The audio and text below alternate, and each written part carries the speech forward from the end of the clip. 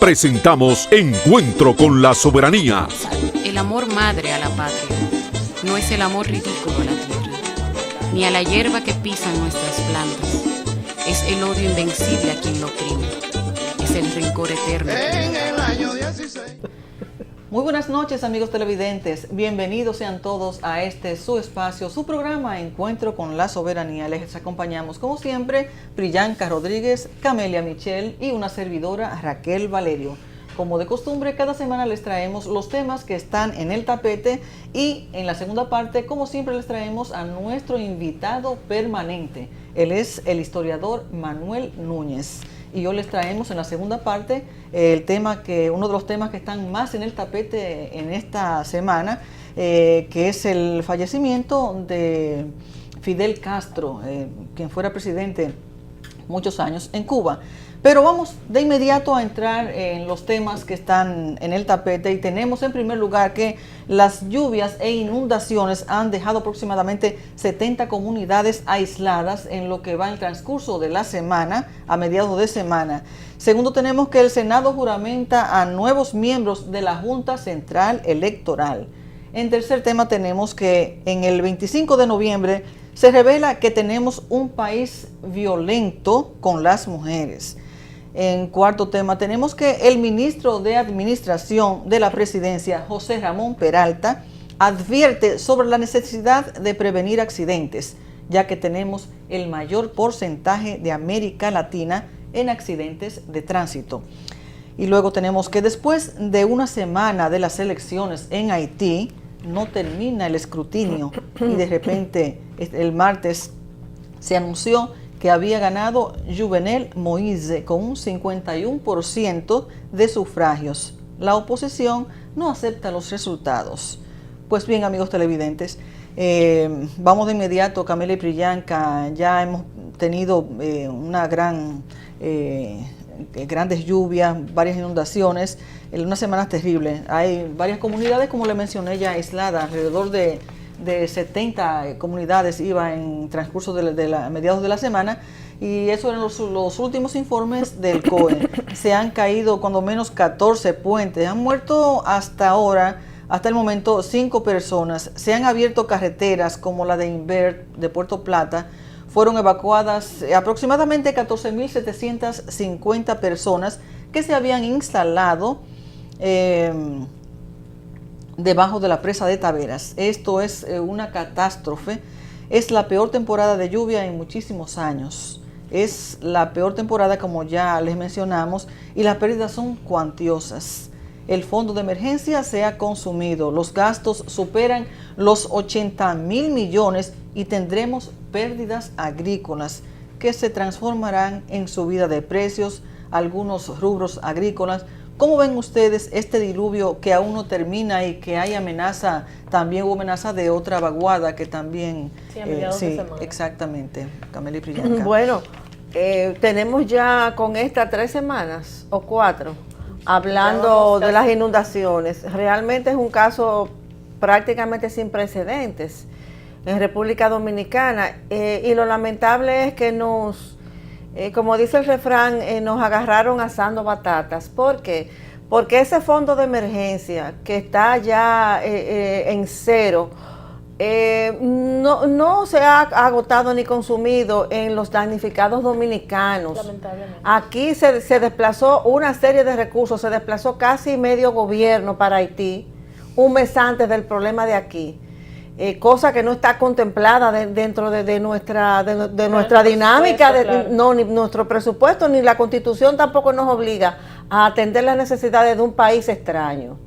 Entonces estamos en cero, pero no solamente eso, el Congreso ha tenido que aprobar nuevamente que vayamos a vender bonos en los mercados internacionales, o sea, para que el país continúe endeudándose, para llenar el presupuesto del año que viene. Priyanka, ¿cómo tú ves esto de las visitas sorpresa que está haciendo nuestro presidente en estos lugares en donde están los damnificados y donde las lluvias han causado mayores estragos y en donde él va sin nada para ver realmente qué es lo que hace falta, qué es lo que se va a hacer cuando en Haití en menos de 48 horas se presentó con todas esas ayudas, con todos esos camiones, con todas esas cosas para a otro país y al nuestro, y nosotros olvidados. Las ayudas de parte del gobierno han estado muy rezagadas.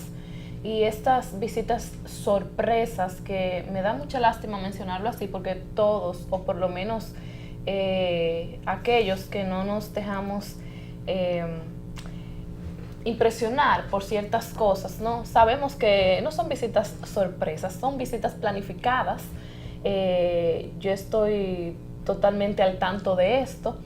Visitas planificadas hasta con un mes con antelación. O sea, vamos a ir eliminando la partecita de visitas sorpresas, porque eso es un engaño más que le han estado haciendo a la ciudadanía, pero a la ciudadanía ignorante, porque lamentablemente tenemos que ser realistas. Y visitas sorpresas, ¿verdad? Que no sirven absolutamente para nada, porque si no hubiese sido por la ayuda de nuestros hermanos dominicanos, tanto aquí como en el exterior, y algunas empresas que, por cierto, cabe resaltar que hay que felicitar a esas empresas, porque ya hay empresas dominicanas que han dado su voz, han dado su ayuda a toda la población del norte, que está pasando ahora mismo por una situación muy difícil y que va a repercutir en todo el país, no solamente en la zona norte en lo adelante. Y reiterar, por supuesto, porque la agricultura está, ya tú sabes, bajo agua. En unas semanas van a comenzar a subir todos los precios de todo ese cultivo agrícola que perdimos. Entonces, reiterar a todos los buenos dominicanos que puedan ayudar, no importa qué tan poco o qué tanto usted pueda dar, colabore.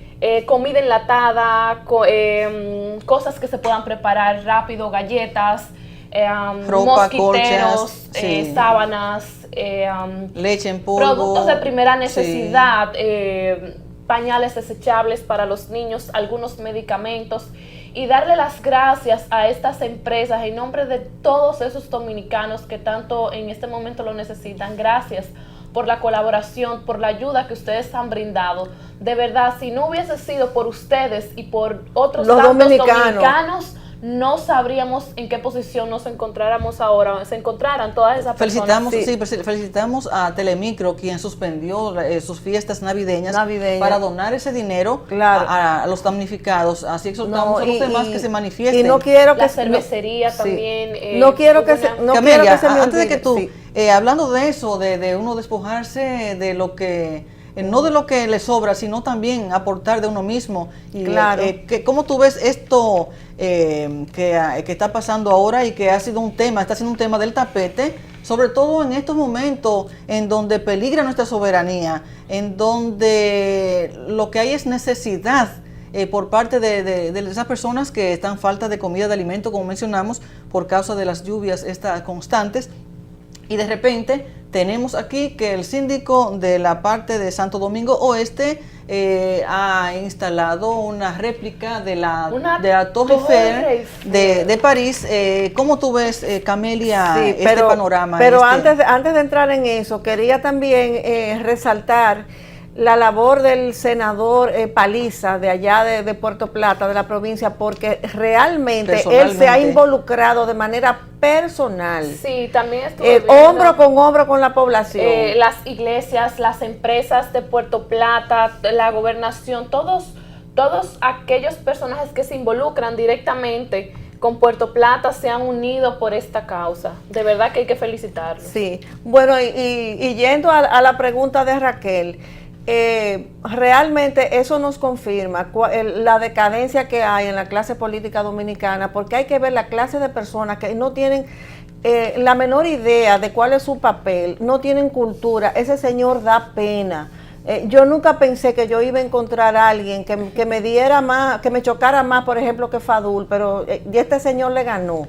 Yo realmente lamento y no sé realmente por qué pasó esto, porque es una persona que es muy querido, porque es muy luchador, muy trabajador, tiene muchos años ya trabajando en eso con el pueblo, y habría que ver si fue sugerencia de alguien. Aún así aún no habiendo sido idea de él, debió pensarlo y consultarlo con personas expertas Porque, más en la bueno, materia. En primer lugar, para mí, particularmente considero que ese es un espacio que no lleva absolutamente nada. Porque Ningún adorno, pero ¿para qué? La Plaza de la Bandera. No, frente a la Plaza de la Bandera. Eso es un espacio muy pequeño donde hay unos bancos que las personas pueden ir a sentarse y en caso de que quieran poner algo, ¿por qué no ponen un monumento a uno de nuestros héroes? Pero Por es que ejemplo? no. Sí. Pero una torre Eiffel, ¿qué significa para los dominicanos esa torre? O sea, es totalmente absurdo. ¿Qué significado tiene para los dominicanos esa torre? Que me lo explique él, por favor. Bueno, es lamentable. Pero él sabe algo de urbanismo, de ambientalismo. Él consultó con algún arquitecto y yo me pregunto también, la sala... Pero él es ingeniero, si yo no me equivoco. Él es ingeniero, pero no tiene la menor noción de lo que es estético, porque eso se ve horrible. Además de que es un abuso, porque es la Plaza de la Bandera, eso se ve horrible, horroroso. El costo también que la tiene Torre eso Eiffel, ¿tú para sabes qué el ridiculez? Consejo de regidores que se supone que tiene, ¿verdad?, que trabajar a No, favor, la sala capitular, o sea, ¿qué pito toca en esta fiesta? Porque se supone que la sala capitular está para eso, o sea, es un mecanismo. La sala capitular vendría a ser como el Congreso de los ayuntamientos. Ellos tienen que sancionar esas cosas, que medir ciertas iniciativas de los síndicos. ¿Qué hacen ellos ahí? ¿Están callados o están de acuerdo con todo eso? Camila, lo triste es el costo, como deberían dice Priyanka. denunciar todo. Ellos, según leímos en la prensa, es 1.2 millones, incluyendo la decoración, porque aparentemente Supuestamente 500,000 esa gran torre, cosa que no creo que sabemos no es que sea tampoco. No, y todavía supuestamente es el 5 de diciembre que iban a inaugurarla, No, pero con todo lo que el pueblo se ha manifestado. ¿Qué problemática hay en Santo Domingo Oeste ahora de prioridad? Las cañadas que se están desbordando, que dan asco. Yo visito, por ejemplo, he visitado las caobas y unos sectores por ahí, y eso da pena. Las casas inundadas, las cañadas, da lástima como están, sí. O sea, la situación en la que están. Entonces yo creo que deben empeñarse Pero en hacer algo que sea provechoso para la población. Pero además, hay una fuente no identificada, un regidor que supuestamente dijo que realmente ese proyecto tenía un costo de 12 millones de pesos. Es que solamente a él se le ocurre que vale 500,000 pesos, Sí. pero 500,000 pesos quizás la grúa para ponerla ahí. No, y se han paralizado trabajos que estaban pautados para realizarse dentro de 1 o 2 semanas por el sector donde vivo, porque el ayuntamiento decidió prestar atención a lo de Puerto Plata, y entonces yo creo que esto todavía están a tiempo de devuelva la torre, y ese dinero pues escójalo para ayudar a los damnificados. Bueno, todavía está a tiempo. ¿Sí? No creo que la pueda devolver, pero yo creo que se le puede pasar factura por hacer eso. Bueno, yo creo que... Pero que se la coma. No cabe por ningún lado realmente. Amigos, vamos a continuar con nuestro programa y tenemos el siguiente tema, que es que finalmente el Senado juramentó los jueces de la Junta Central Electoral. El proceso electoral del mes de mayo dejó a mucha gente descontenta, y era de esperarse, pues, de que se eligiera una nueva junta. Esta vez se ha elegido una junta que no está exactamente ligada a los partidos, aparentemente. Tenemos como presidente a Julio César Castaños Guzmán, Roberto Saladín, Rosario Graciano, Carmen Invert Brugal y Henry Mejía Oviedo.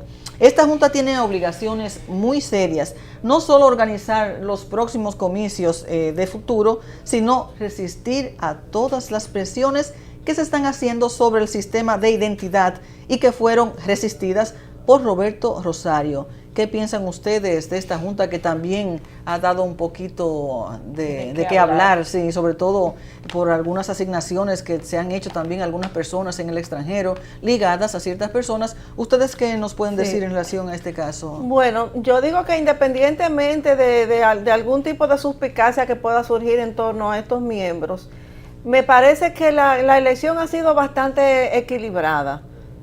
Inclusive la misma oposición, que tenía también sus propias propuestas, ha tenido que admitir que muchos de estos jueces pueden ser bastante objetivos y neutrales porque no están directamente vinculados a ningún partido. Eso es importante. Además, allí hay personajes de mucho prestigio, claro, de un gran trabajo, porque tenemos al doctor Saladín, además es nacionalista. Y el doctor Castaño Guzmán, bueno, la doctora Carmen Inver, que es una persona que tiene, digamos, sus opiniones, pero es una persona también de una trayectoria muy seria. Bueno, yo como ciudadana, a lo que aspiro realmente es a tener una junta imparcial. Pedirle a estos nuevos miembros que sirvan a la ciudadanía, que sirvan al país, que hagan honor a la posición que se le ha dado, que se les ha brindado ahora, que cumplan nuestras leyes, que cuiden nuestra soberanía, porque sabemos muy bien que a través de la Junta se han querido hacer barbaries con la situación que tenemos actual, con la problemática haitiana. Y ellos no es que tengan que tengan suerte, sino que casualmente ha coincidido esto con la elección de un nuevo presidente en Estados Unidos, y por ende ya tenemos que el embajador, quien era el que iba varias veces a visitar la Junta en busca de ver cómo distorsionar y cómo hacer que los encargados introdujeran, o sea, le dieran documentación a personas ilegales por la fuerza, claro, que eso está en contra de nuestra Constitución, que violaran nuestra Constitución. Ahora, cuando no tengamos ya, no tener esa injerencia, yo creo que ellos van a desempeñarse de otra manera. Es realmente lo que esperamos, que no haya una posición por el favoritismo político, exacto, sino una posición basada en nuestras leyes, independientemente del partido del partido de turno. Apostamos realmente a una junta que sirva al país, porque lo necesitamos. Yo tengo fe en este nuevo equipo. Y que sigan depurando el registro civil, porque esa es la labor fundamental. Bueno, que Castaños habló sobre el registro civil. Sí, se expresó de una manera muy explícita. Sí. Exacto. Muy directa, diciendo que él era dominicano y que ahí se iba a hacer un trabajo serio, y bueno, apostamos por eso. Sí, a favor de nuestra soberanía, y eso es algo muy importante para nosotros los dominicanos. Y Priyanka y Camelia, el 25 de noviembre se conmemoró un día más en contra de la violencia contra la mujer, y nuestro país ocupa el tercer lugar en América Latina. Bueno, el año pasado tuvimos más de 180 muertes, miles de palizas y un sinnúmero de actos violentos.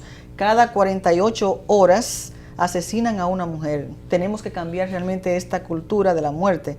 ¿Qué sociedad estamos fabricando, Priyanka? Ya es hora de que el Ministerio de la Mujer, el Ministerio de Educación, la Procuraduría General de la República y las iglesias logren cambiar estas cifras horrendas, acaben con la impunidad, basta ya de tanta indiferencia. No es posible que con semejantes datos no se hayan emprendido campañas educativas, vigilancias judicial de hombres violentos, porque los homicidas suelen realmente dar señales de que no van a hacer de lo que van a hacer y no son fichados. ¿Cómo evitar realmente, Camelia, esta situación? Bueno, yo lo veo realmente un problema complejo, en el que el Estado tiene que tener una secuencia de trabajo, porque realmente sí se ha hecho una labor, porque tú puedes ver inclusive en los medios de comunicación algunos spots publicitarios donde se habla de la violencia, se dice, se hace recomendaciones, etcétera, pero en realidad es un trabajo a nivel de la familia, como decías tú, Priyanka, que tiene que tener tomar en cuenta múltiples factores. Claro. Mira, yo pienso también que en situaciones donde hay crisis política, crisis de valores como la nuestra, realmente también la conducta de los individuos tiende más hacia la violencia. Entonces me parece que el problema de violencia de género, claro, es un problema que se explica a partir del patriarcado, pero también tiene un gran componente con la crisis económica que tenemos, la crisis de valores, o sea, todo eso influye. Es bueno que usted mencione eso, Camelia, la crisis de valores. ¿Por qué? Porque nosotros ahora mismo estamos viviendo en una sociedad prácticamente sin valores. ¿Por qué? Porque no se están fomentando estos valores necesarios para que podamos convivir como ciudadanos, ni en las escuelas, ni tampoco en la mayor parte de nuestros hogares. Si bien es cierto que este es un tema que se debe trabajar desde el gobierno, las entidades, la ciudadanía, pero también debemos trabajarlo directamente desde los hogares. Porque yo estaba comentando con Camelia antes de iniciar el programa que, por ejemplo, nuestra cultura, ¿verdad?, República Dominicana, se reconoce mucho que el hombre es machista, pero caramba, ¿quiénes forman esos hombres machistas? Las mujeres, las madres. Somos las nosotras, mujeres. Sí. Entonces tenemos que empezar por ahí a trabajar desde los hogares, y también el Estado debe jugar un papel crucial para dar seguimiento a estos casos, no esperar que haya una víctima a este nivel, sino desde un inicio. Por ejemplo, anteriormente aquí se impartía la carrera de psicología social. Sí, ya no se imparte. Y la carrera de trabajador social. Del trabajador social, que debían estar instalados sobre todo en todas las instituciones públicas para dar seguimiento. No, y privadas, pero las instituciones públicas debían contar con trabajadores sociales que dieran seguimiento a todos estos casos para evitar tragedias como las que hoy tenemos. Así es, Camelia y Priyanka. Y tenemos que, según las estadísticas, en el 2015 tuvimos 1.946 muertes por accidentes de tránsito, lo que equivale a un muerto cada 5 horas en accidentes de tránsito. Los entaponamientos, los conductores temerarios, la falta de señalización, el colapso de tránsito, pero no vemos ningún plan de emergencia para enfrentar este gran problema. Hay que tener un registro de conductores imprudentes, educar a los conductores, revisar muchos automóviles sin luces y en muy mal estado, organizar el tránsito de la ciudad, que en muchos lugares está peor que un muelle de Hong Kong. ¿Qué está pasando, Camelia, realmente, Priyanka, con tantos accidentes aquí? Bueno, no mencionamos la semana pasada el caso del patanista que cruzó la isleta, sí, y que en julio pasado arrolló 18 personas. Entonces, eso te da a ti un indicio de una de las cosas que está sucediendo, que a los grandes infractores no hay un mecanismo que garantice que esa persona no tenga un volante en la mano. Esa es una. Porque como una persona que se lleva a 18 víctimas. Le dejan una licencia. Le dejan una licencia. Pero ese era un hombre. Una licencia que está en la calle apenas unos meses después de haber asesinado a 18 o más personas, y está en la calle todavía. Manejando. Así es, Camelia y Priyanka. Independientemente de todo eso que hemos mencionado, yo creo que algo muy importante y la base de todo está en la educación. Es que usted debe también aprender a ceder, no entender que usted siempre tiene la razón, y que si alguien, tener los ojos, el que está en la calle debe no solamente mirar para el frente. ¿Para qué están los espejos? Retrovisor. Y usted tiene que aprender a ceder también, evitar, porque hay cosas que se pueden evitar. Y otra cosa, perdón, seamos más puntuales, porque muchas veces la gente anda matándose en la calle porque sale tardísimo, entonces quiere cumplir lo que no puede cumplir. No, y hay que tomar medidas realmente. Debe de ser otro tema que también debe ser de parte y parte de las autoridades y de la ciudadanía. Por ejemplo, ¿a qué tenemos que hacer frente para evitar muchos accidentes? A los sindicatos, al transporte público. La mayor parte de los accidentes que suceden aquí están involucrados. Transporte públicos, esos guagüeros en su mayoría, y carros públicos que no tienen luces, no te ponen direccionales, se te tiran arriba porque no les importa si te mata o no te mata. O sea, a ellos les importa su ruta, sus cosas. Exacto. Y no les importa quiénes van al lado, los camiones quiénes también están caminando, quiénes están cruzando la calle. Entonces hay que ponerle un frente muy fuerte a los sindicatos también. Sí, amigos televidentes, vamos a mencionar algo, no podemos dejar pasar por alto, Camelia y Priyanka, que se ha producido la mayor tragedia aérea en los últimos años. se cayó un avión con un equipo deportivo de Brasil que iba en dirección a Colombia. Hay 76 muertos, 5 supervivientes. Es muy lamentable este caso y también vimos en las redes en los últimos minutos, o sea, cuando ellos también se grababan, tomaron un videíto de ellos mismos dentro del avión, se veían muy felices. Es muy lamentable cómo en unos cuantos minutos, simplemente antes de aterrizar, 5 minutos, ya llegando creo que a Medellín, en donde iban a tener el juego, pues terminaran de esta manera. Lamentamos mucho y esperamos que tome más en cuenta, o sea, que haya más precaución, que haya más vigilancia y que más control también en estas naves aéreas, porque son varias vidas humanas que hemos perdido. Y vamos a continuar con el programa. Priyanka y Camelia, después de una semana de las elecciones en Haití, aún no se han contado los votos, han habido protestas y no se sabe en qué parará la cosa. Se dice que ganó Jovenel Moïse, pero la oposición no acepta los resultados y hay muchas protestas. ¿Qué piensan ustedes? ¿Habrá humo blanco, Camelia? ¿Qué realmente pasará? ¿Qué es lo que está pasando? ¿O es lo que siempre pasa ya? Bueno, yo creo que sí, que el humo blanco viene. Y ya no está, y no están los Clintons, no, sí. los Clinton, o sea, la misma presencia y ese supuesto triunfo de Jovenel Moïse. Yo creo que es un indicio de que los Clinton andan cerca. Involucrados, claro. Y ellos siguen siendo en el fondo el poder detrás del trono en Haití, no importa el trono que sea. Ellos, mientras ellos estén ahí, esos van a ser los candidatos que van a ganar, olvídense. Claro, entonces las problemáticas mayores vienen ahora que la oposición no reconoce a este candidato. Y bien, amigos televidentes, hemos agotado la primera parte de nuestro programa Encuentro con la Soberanía. No se muevan de sus asientos, que viene la parte más importante. Vamos a ver también un videíto en donde con el actual presidente, ¿no?, de Cuba, en donde da la noticia del fallecimiento de Fidel Castro. Señor director, nos vamos a un corte con este video y volvemos en breve con nuestro invitado permanente, Manuel Núñez. Presentamos Encuentro con la Soberanía. El amor madre a la patria no es el amor ridículo a la tierra, ni a la hierba que pisan nuestras plantas. Es el odio invencible a quien lo oprime. Es el rencor eterno. En el año 16. Querido pueblo de Cuba, con profundo dolor comparezco para informar a nuestro pueblo, a los amigos de nuestra América y del mundo, que hoy, 25 de noviembre del 2016, a las 10:29 de la noche, falleció el comandante en jefe de la Revolución Cubana, Fidel Castro Ruz.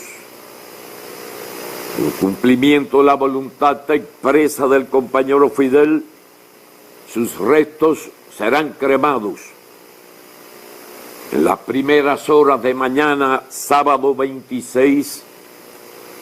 La comisión organizadora de los funerales brindará a nuestro pueblo una información detallada sobre la organización del homenaje póstumo que se le tributará al fundador de la Revolución Cubana.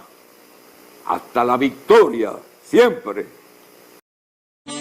Presentamos Encuentro con la Soberanía.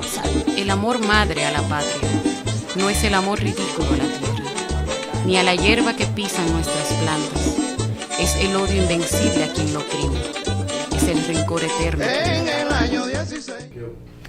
Y bien, amigos televidentes, hemos llegado a la parte esperada por todos ustedes, que es la información de nuestro invitado permanente, del historiador Manuel Núñez.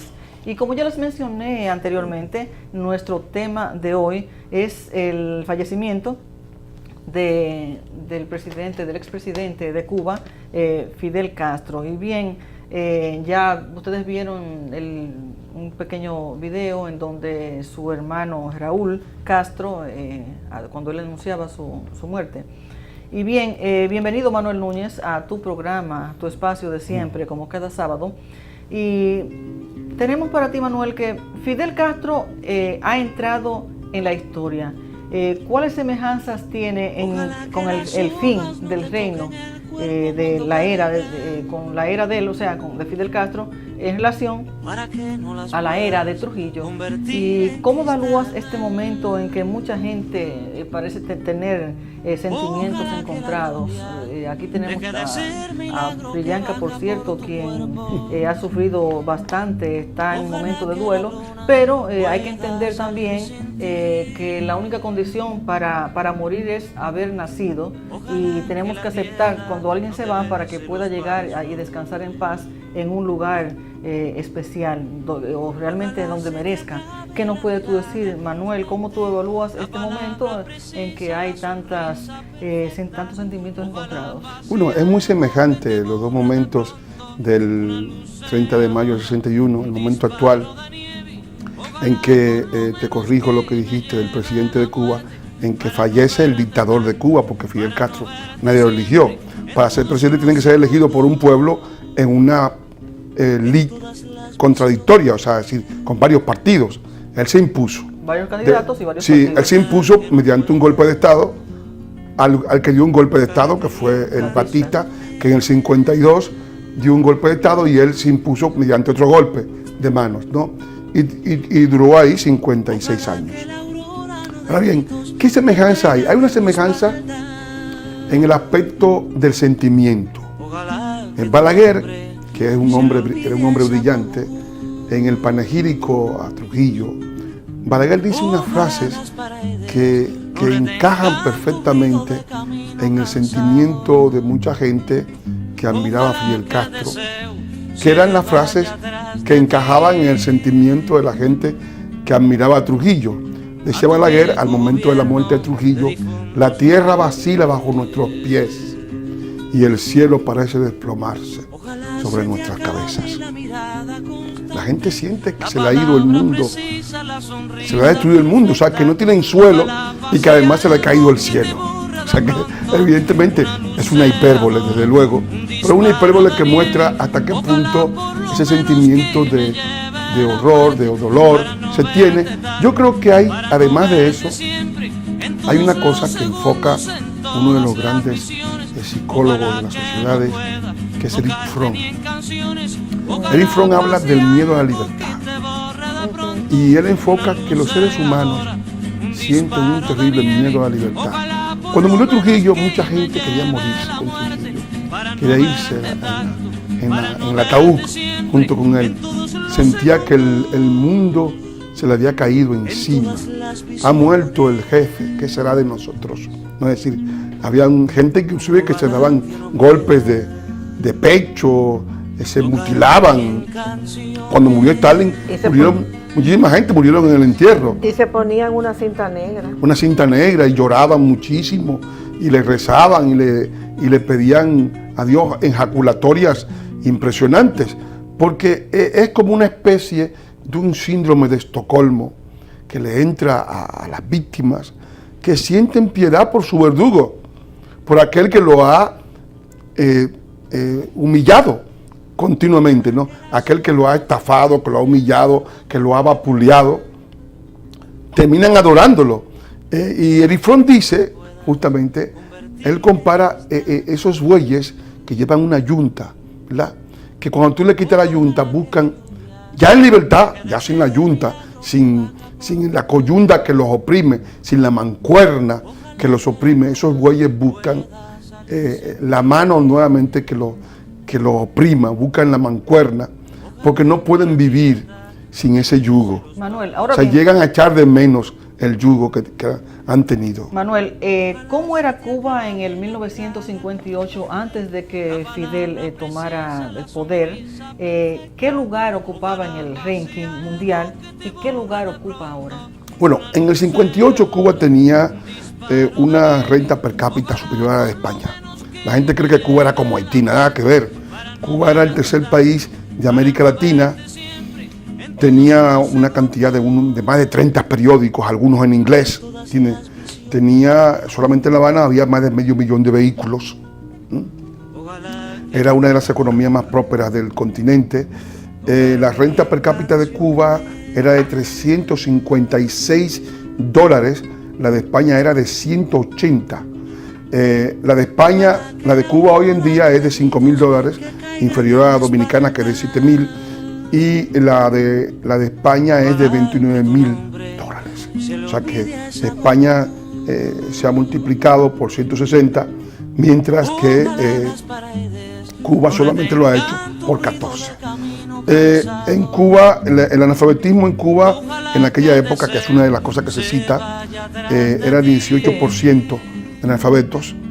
En España era de un 11%, pero en Cuba el alfabetismo, o sea, la cantidad de gente alfabetizada era una de las mayores de América, porque en aquel momento era muy alto el analfabetismo en el continente. La sanidad de Cuba y la de España eran semejantes en el 58, es decir, había más o menos la misma cantidad de camas que había en España, había en Cuba en aquella época. En aquel momento también Cuba contaba, hay que decirlo, porque es en términos de educación tenían educadores eminentes. Yo estudié con libros de cubanos como Joaquín Añol Galarralde, que era profesor de secundaria en Cuba. La gramática de Añol Galarralde. Mario Diego, que también era profesor de secundaria en Cuba. Aurelio Baldol, que era profesor que murió en Miami, exiliado de Fidel Castro. Baldol, que fue siempre un anticastrista furibundo, ¿no? El hombre que aparece como el álgebra más importante que se ha dado en el continente, porque yo creo que muchos dominicanos, aún después que yo estudié, estudiaron con Baldor. Sí, o sea que Baldor, y con Mario Diego en la anatomía, y con Leví Marrero en la historia universal, y con Maestregui y Sabato también, es decir, que realmente en física y química, o sea que realmente había una sociedad muy viva, con un gran desarrollo económico en ese momento, y naturalmente había también otros problemas. En la Cuba anterior, una de las cosas que se citan como de las cosas negativas en la Cuba del 59 era que al momento de Fidel tomar el poder se habían contabilizado 11.500 prostitutas solo en La Habana. Pero hoy en día yo creo que la cifra rebasa bastante más, porque la situación, no solamente en La Habana, en toda Cuba, porque la isla entera, una de las formas de conseguir dólares es la prostitución, la venta del cuerpo, y realmente en Cuba el salario de los cubanos de hoy en día, de un profesional cubano, es de unos $25. Más o menos. Y no solamente de conseguir dólares, de conseguir una pasta de dientes, unos panties, una sombrilla, algo para comer. Bueno, sí, esa es la... Porque en la época cuando yo fui, en el 91, que yo recuerdo, aunque ellos tuvieran dólares, no importaba que tuvieran porque no los dejaban entrar a los supermercados. Estaba prohibido, sí, y hubo gente que pasaron 6 meses en la cárcel por tener dinero en los bolsillos, o sea que en esa época era penado la posesión, había que entregárselo al gobierno. Sí, es un régimen, el régimen de Cuba tenía ciertas semejanzas, aunque no ideológicas, con el régimen de Trujillo. Vamos a ver, era un régimen, al igual que el de Trujillo, de partido único. O sea, nadie podía hacer política fuera del Partido Comunista. Eso es un régimen de partido único. En segundo lugar, era una sociedad de pensamiento dirigido.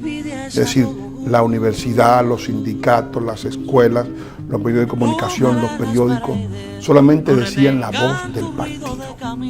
Como era también en el caso de Trujillo, el Partido Dominicano tenía control de la universidad, control de las escuelas, de los profesores, de los sindicatos, de las asociaciones, y todo el mundo tenía que ser miembro del partido para poder dirigir esas organizaciones. En tercer lugar, y en esto no coincide el régimen de Trujillo y el régimen de Castro, en el régimen de Castro estamos ante una sociedad de autoabastecimiento. O sea, los cubanos tienen 56 años haciendo fila.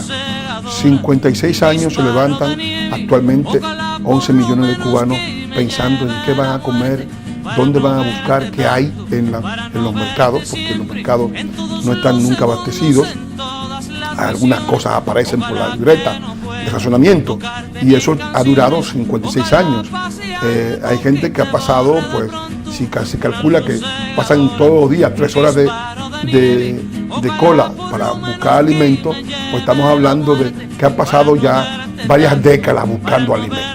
No es que lo van a encontrar. Y no siempre aparece, es decir, como dice Silvio, que es genial, mañana, hoy no llegaron papas ni verduras en latas al puesto del mercado. O sea, una situación de guerra, o sea, como si fuera un país en guerra, ¿no? Evidentemente. Desde luego, pues evidentemente hay gente que eso la satisface. Luego está el hecho también de que hay una cosa que sí también se parece entre los dos regímenes y es la sensación de país cárcel. Es decir, en la era de Trujillo, para ir a San Cristóbal había un control, para ir a una provincia había un control en cada uno de las provincias. En Cuba lo hay todavía, ese control, y había un control en el barrio, con lo que se llamaba el caliezaje, y en Cuba lo hay con los famosos CDR, que son los comités de defensa de la revolución, que están en cada barrio controlando lo que la gente piensa, lo que la gente sueña, lo que la gente dice, es decir, que hay un control total de los desafectos, ¿no? Manuel, que por lo general van a parar a la cárcel. Pero yo me voy más allá de ahí. No solamente el control en el barrio, hay un control en cada casa. En una casa pueden haber 6 personas y 3 son pro gobierno y 3 son antigobiernos, y no pueden los otros expresarse porque aún siendo familia los pueden delatar. Eso pasaba con los Trujillo. O sea, hay unos parentescos importantes, y sobre todo no se puede salir del país. Salir del país te convierte en enemigo del gobierno. Y te pierde todo. Claro, actualmente Cuba tiene el exilio más grande de América Latina. Estamos hablando de que el 20% de la población ha salido por razones políticas. Entonces, evidentemente, es un récord. Tiene varios récords. El récord, no solamente los récords positivos, ¿no? La salud, que la gente dice que la salud en Cuba es muy buena, la educación, que también es buena, pero la salud no era tan mala, ni tampoco la educación, cuando tenía Añolga y tenía Baldor como maestros. En la educación, efectivamente, Fidel Castro ha tenido logros en educación importantes. Deportes. En los deportes. ¿Y en la agricultura, Manuel? Bueno, en la agricultura ha estado un poco escasa. Señor, no hay motivación para lo que nadie niega, ni siquiera los peores, los más afectos amigos de Cuba y de Fidel, es que en Cuba en estos 56 años hay muchos problemas con la comida. Que la comida no, o sea, ¿cómo se dice? Brilla por su ausencia, ¿no? Muchas veces, en muchos casos. Y que si vas, por ejemplo, si no vas con dólares y eres extranjero, corre riesgo de pasar hambre. Es que ellos no tienen ni siquiera incentivos para cultivar, porque lo que cultivan tampoco es para ellos, para el pueblo, para el 99%. Bueno, el problema que además, el problema de la comida es el siguiente, que, por ejemplo, el salario mínimo en Cuba es una isla que solamente produce azúcar y tabaco, probablemente no hacía algunos pescados para langosta para vender, pero bueno, la productividad del régimen es escasa. Aunque existe el contrabando también. Fidel se embarcó en proyectos delirantes. Por ejemplo, en una ocasión Fidel envió a una de sus mujeres. Fidel ha tenido pues unas 10 o 12 mujeres conocidas, ¿verdad? Tiene 10 hijos más o menos que la gente ha identificado, entre otros, porque habrá otros que no han sido reconocidos, y una de ellas era Nati Revueltas, que es la madre de Alina Revueltas, que vive en Miami, la hija rebelde de Fidel Castro, que se ha exiliado en Miami, al igual que su hermana Juanita Castro, ¿no? Y esta señora, la Alina Revueltas Castro, que le tiene el nombre de la madre de Fidel, Alina Ruz, esta señora dice que con su madre, cuando estaba su madre en buenas con Castro, porque era joven todavía y a Castro todavía le gustaba, la envió a París de vacaciones con la hija, ¿verdad?, con Alina, y que en aquel viaje el objetivo era espiar a los franceses para tener las recetas de los quesos. Francia es un país que tiene más de 400 marcas de queso, ¿no? Es el país de los quesos. Ningún país del mundo ha superado a Francia.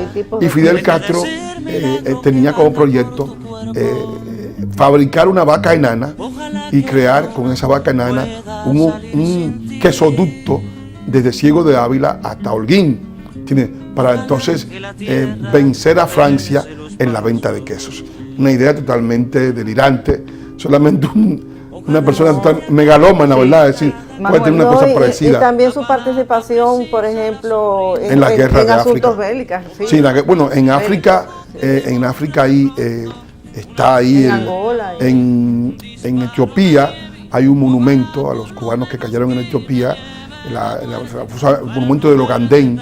Ahí murieron 35.000 cubanos enviados a la muerte. Sus familias nunca se enteraron de cómo murieron, sino que en las Navidades le enviaban una tarjetica de regalo, su hijo ha muerto en el frente, pero sin tener derecho ni siquiera a ver el cadáver. Así es, Manuel, O sea, y realmente lo que mucha gente no entiende es que Fidel y su grupito, ellos tenían de todo, comían bien, tenían todo en abundancia, y me consta porque yo personalmente fui a la casa de uno de los guardaespaldas y me pregunta que qué deseo tomar, o sea, que tenía de lo que yo quisiera, cuando el resto de la población, señor, este programa no da en un día para yo contarles mis vivencias, lo que yo viví en carne propia, lo que yo pude investigar, desde entrar a una iglesia y ver a alguien orando, yo preguntarle, ¿usted cree en Dios?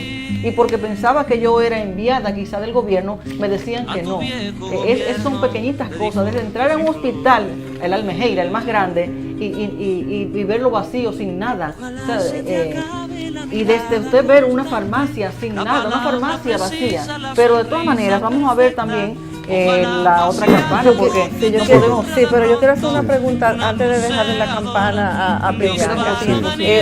Óyeme una cosa, Manuel. Fidel fallece, entonces 8 años atrás puso, digamos, el pandero en manos de Raúl Castro. Sí, de su hermanito. Pero su hermanito tiene 85 años. Así es. ¿Cuál es la perspectiva de sucesión? Porque Raúl Castro en el momento puede morirse. La sucesión es dinástica, el hermano es a quien le corresponde el cargo, porque así lo dispuso Fidel.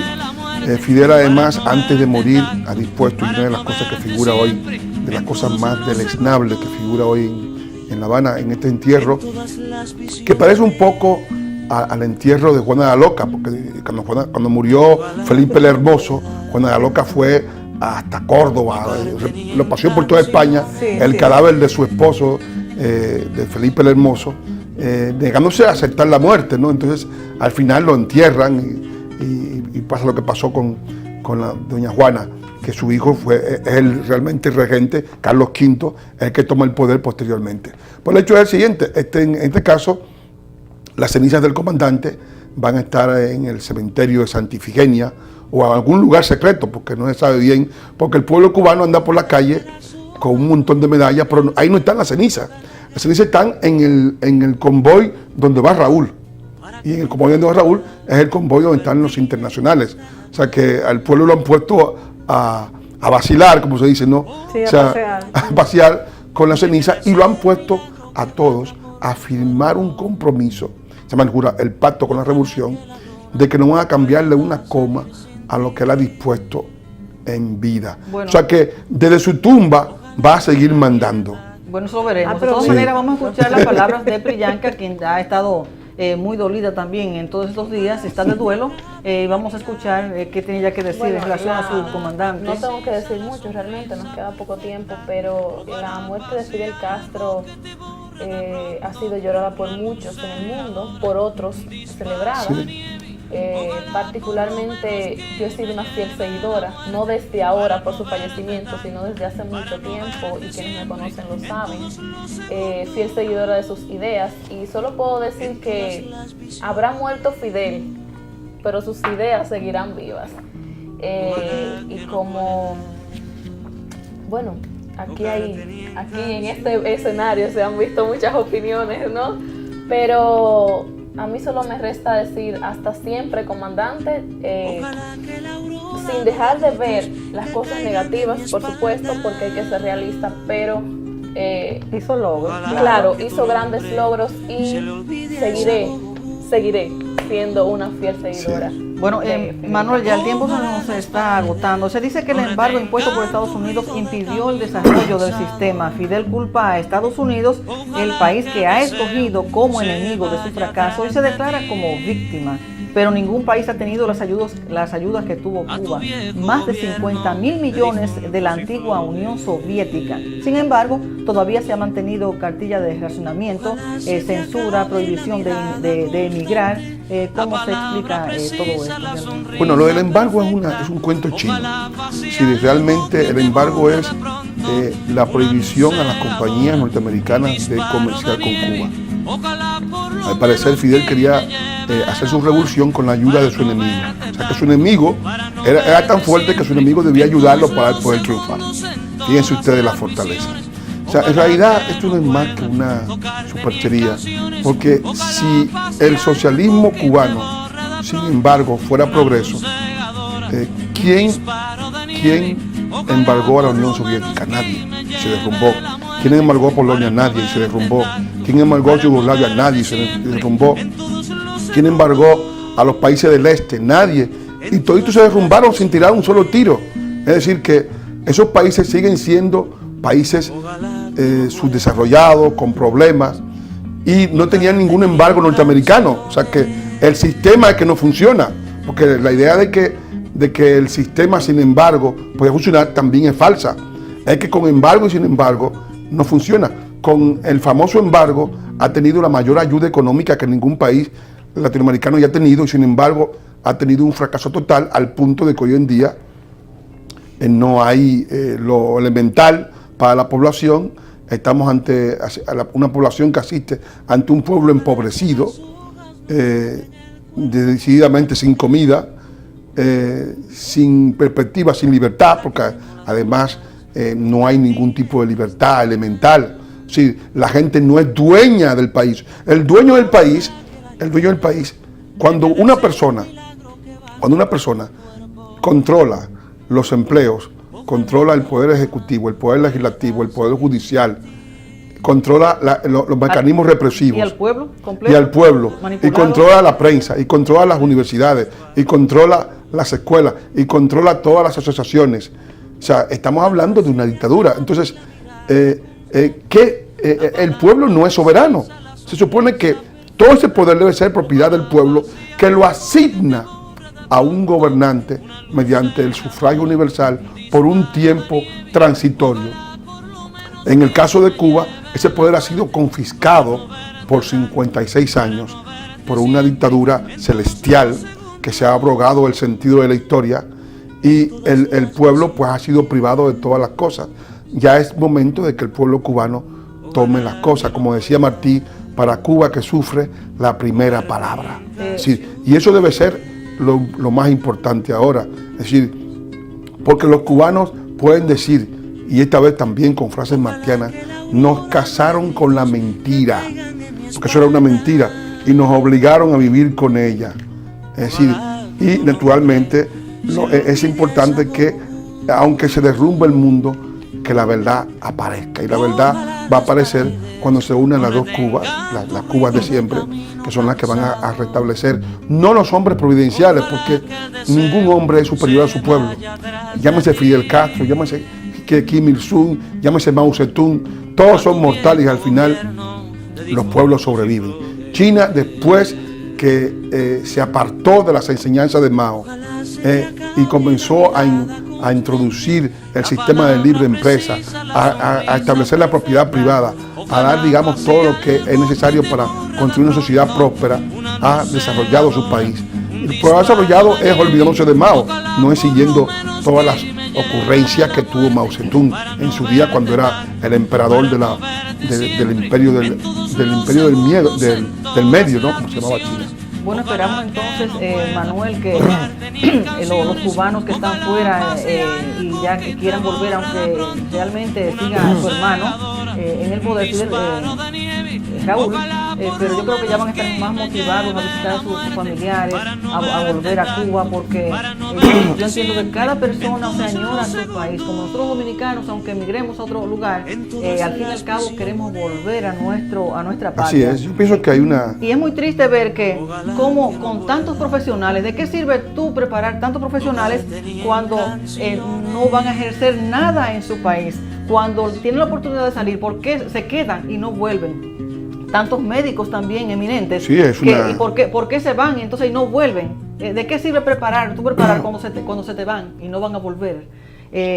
Amigos televidentes, hemos llegado a la parte final de nuestro programa. Quiero hacer un llamado a todos los grupos patriotas, nacionalistas, a que nos mantengamos unidos, que algunos dicen que Trump y Fidel ha dividido a los nacionalistas. No es verdad, porque Fidel ya está muerto y Trump ganó en Estados Unidos. Así que vamos nosotros a seguir con nuestra lucha por nuestra soberanía, a ver cómo aseguramos nuestra frontera, a ver cómo exigimos el muro, aún con ideas diferentes. Sí, el 80-20 para que el 80% mínimo sea para los trabajadores.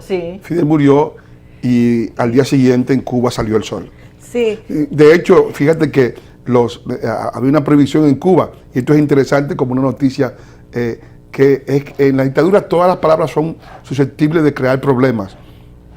Y en Cuba el presentador de televisión de la mañana siguiente dijo buenos días, y entonces lo tomaron preso por decir buenos días. O sea que, fíjate tú, nosotros vimos eso un poco en La Habana, porque en un autobús que llevaba a la gente a Matanzas, alguien cantó la canción de Luisito Rey, Éxito, ¿no? Por el que sufre, sí. Por el que lucha. Y eso desde luego provocó que también viniera la gente, porque una canción, una palabra puede ser motivo de husmeamiento de los ascandiles, de la gente que anda, los lebreles que andan vigilando todo, como sabuesos, ¿no? Sí. Así es, amigos televidentes. Yo creo que debemos concluir con García Márquez, sí, porque había una... Exacto, pero amigos televidentes, de todas maneras los invitamos a que cada sábado nos sintonicen aquí en Teleimpacto, canales 52 y 22, de 8 a 9 de la noche. Y nos despedimos de ustedes dejándoles para que escuchen a Gabriel García Márquez en el final de El Otoño del Patriarca. Pasen todos un feliz resto de esta noche. Presentamos Encuentro con la Soberanía. El amor madre a la patria no es el amor ridículo a la tierra, ni a la hierba que pisan nuestras plantas. Es el odio invencible a quien lo oprime. Es el rencor eterno. En el año 16. Encontré una vaca extraviada y le cerró el paso sin tocarla. Vaca, vaca, regresó al dormitorio. Iba viendo al pasar frente a las ventanas el paraco de luces de la ciudad sin mar en todas las ventanas. Sintió el vapor caliente del misterio de sus entrañas, el arcano de su respiración unánime. La contempló 23 veces sin detenerse y padeció para siempre como siempre la incertidumbre del océano vasto e inescrutable del pueblo dormido con la mano en el corazón. Se supo aborrecido por quienes más lo amaban, se sintió alumbrado con velas de santos, sintió su nombre invocado para enderezar la suerte de las parturientas y cambiar el destino de los moribundos, sintió su memoria exaltada por los mismos que maldecían a su madre cuando veían los ojos taciturnos, los labios tristes, la mano de novia pensativa detrás de los cristales de acero transparente de los tiempos remotos de la limusina sonámbula, y besábamos la huella de su bota en el barro, y le mandábamos conjuros para una mala muerte en las noches de calor cuando veíamos desde los patios las luces errantes en las ventanas sin alma de la casa civil. Nadie nos quiere, suspiró, asomado al antiguo dormitorio de pajarera exangüe pintora de oropéndolas de su madre Bendición Alvarado, con el cuerpo sembrado de verdín. Que pase buena muerte, madre, le dijo. Muy buena muerte, hijo, le contestó ella en la cripta. Eran las 12 en punto cuando colgó la lámpara en el dintel, herido en las entrañas por la torcedura mortal de los silbidos tenues del horror de la hernia. No había más ámbito en el mundo que el de su dolor.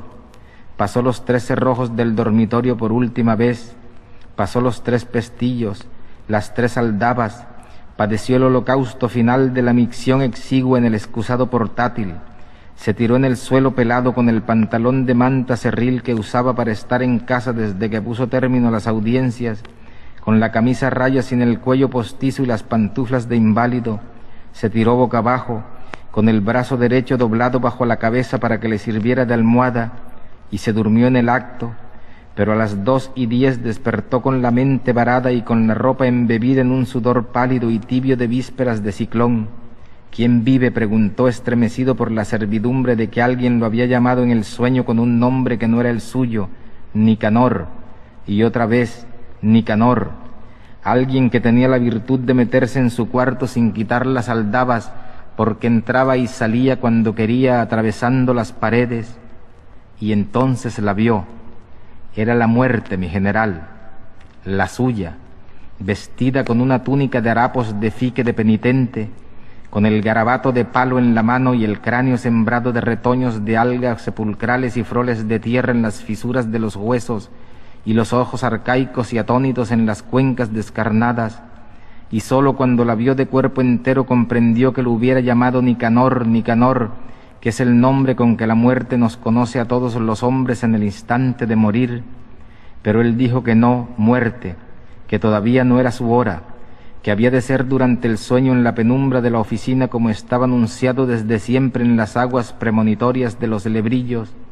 Pero ella replicó que no, general, había sido aquí, descalzo y con la ropa de menesteroso que llevaba puesta, porque los que encontraron el cuerpo habían de decir que fue en el suelo de la oficina con el uniforme de lienzo sin insignias y la espuela de oro en el talón izquierdo para no contrariar los augurios de sus pitonisas. Había sido cuando menos lo quiso, cuando al cabo de tantos y tantos años de ilusiones estériles había empezado a vislumbrar que no se vive, que carajo, se sobrevive. Se aprende demasiado tarde que hasta las vidas más dilatadas y útiles no alcanzan para nada más que para aprender a vivir. Había conocido su incapacidad de amor en el enigma de la palma de sus manos mudas y en las cifras invisibles de las barajas, y había tratado de compensar aquel destino infame con el culto abrasador del vicio solitario del poder. Se había hecho víctima de su secta para inmolarse en las llamas de aquel holocausto infinito. Se había cebado en la falacia y el crimen, había medrado en la impiedad y el oprobio, y se había sobrepuesto a su avaricia febril y al miedo congénito, solo por conservar hasta el fin de los tiempos su bolita de vidrio en el puño sin saber que era un vicio sin término, cuya saciedad generaba su propio apetito hasta el fin de todos los tiempos, mi general. Había sabido desde sus orígenes que lo engañaban para complacerlo, que le cobraban por adularlo, que reclutaban por la fuerza de las armas a las muchedumbres concentradas a su paso con gritos de júbilo y letreros venales de vida eterna al magnífico que es más antiguo que su edad. Pero aprendió a vivir con esas y con tantas y con todas las miserias de la gloria, a medida que descubría en el transcurso de sus años incontables que la mentira es más cómoda que la duda, más útil que el amor, más perdurable que la verdad.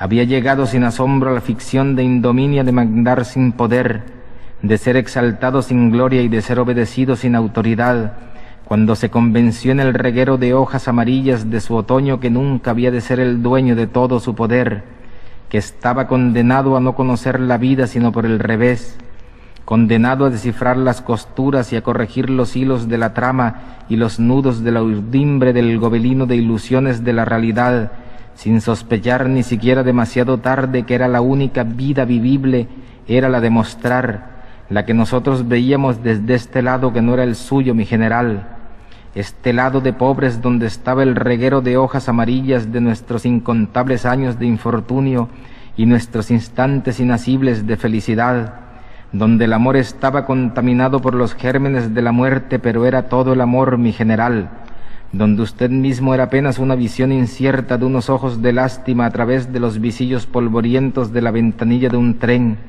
era apenas el temblor de unos labios taciturnos, el adiós fugitivo de un guante de raso de la mano de nadie, de un anciano sin destino que nunca supimos quién fue, ni cómo fue, ni si fue apenas un infundio de la imaginación, un tirano de burlas que nunca supo dónde estaba el revés, ¿Y dónde estaba el derecho de esta vida que amábamos con una pasión insaciable que usted no se atrevió ni siquiera a imaginar por miedo de saber lo que nosotros sabíamos de sobra, que era ardua y efímera, pero que no había otra, general, porque nosotros sabíamos quiénes éramos, mientras él que se quedó sin saberlo para siempre, con el dulce silbidro de su potra de muerto viejo tronchado de raíz por el trancazo de la muerte, volando entre el rumor oscuro de las últimas hojas heladas de su otoño hacia la patria de tinieblas de la verdad del olvido, agarrado de miedo a los trapos de hilachas podridas del balandrán de la muerte y ajeno a los clamores de las muchedumbres frenéticas